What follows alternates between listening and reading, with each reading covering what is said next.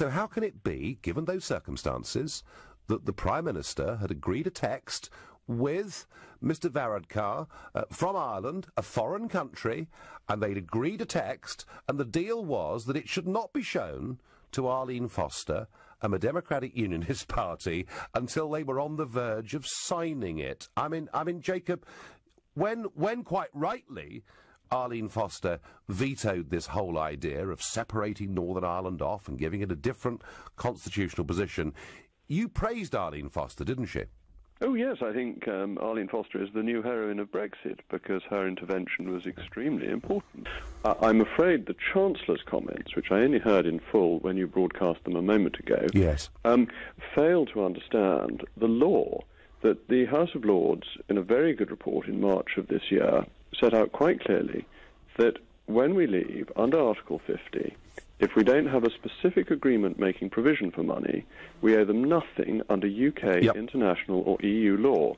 And for the Chancellor to pretend that we owe fictional amounts without having come to an agreement is simply factually wrong. And I cannot understand why a Chancellor, when money is so short, when we have the threat to the Royal Marines, when the newspapers have been saying the army may go down to 50,000, when the NHS needs money, that he should be saying, well, we'll give them 40 billion because we committed to in a previous life. I thought that was a very deeply disappointing comment. Yes, no, and I'd agree with that totally. In fact, wholly irresponsible with taxpayers' money without any need to do so. No, I completely understand that. But, Jacob, you're a very loyal party man, and I understand that, but it does seem to me that when Theresa May gets up at the Lancaster House speech, or whether she gets up at the Commons today, she parrots out these lines that she's probably been told in her briefing is what she has to say, but then her actions outside of these set-piece debates do appear to be very different indeed. And given that you raised this concept earlier on today, when it comes to this Brexit settlement, and bear in mind that they're trying to get some form of agreement ahead of all the heads of Europe meeting on the 14th and 15th of December next week, what are your red lines? My reddest of red lines is always the European Court of Justice, because it seems to me that as long as we remain under the European Court of Justice, we haven't left the European Union. That if we accept, which I think would be a huge error, regulatory alignment. At least if we're outside the ECJ, we would then be able to change that later. So the reddest of red lines is the ECJ. I'm very deeply concerned about regulatory alignment because that denies us one of the great benefits of leaving. But it is a secondary red line to the ECJ.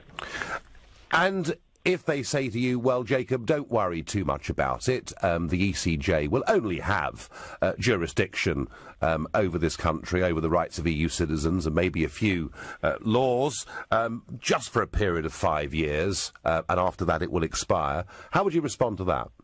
Well, I think the issue of the ECJ having jurisdiction over foreign nationals living in this country would be akin to the arrangements you have in a colony. This is what happens with American troops in Okinawa, that they are subject to US law rather than Japanese law, or were historically. That cannot be something that a sovereign nation can accept. The time limit issue may change it. The advisory issue may make it less severe than it currently sounds. But I can't understand why we think a foreign court should have any say in this country, because the opposite won't apply.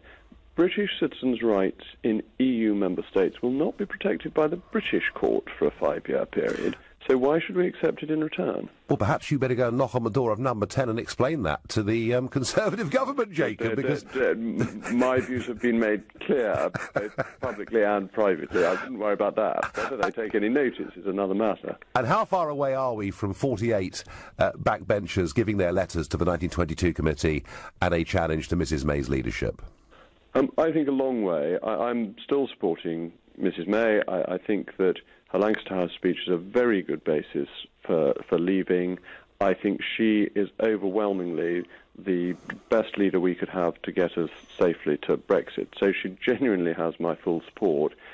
But Monday gave rise to some concerns with me and others, which is why this week I've asked both her and the Secretary of State for leaving European Union questions. But today's answer was much more reassuring than yesterday's answer. Provided the red line of the ECJ and them not having jurisdiction is maintained.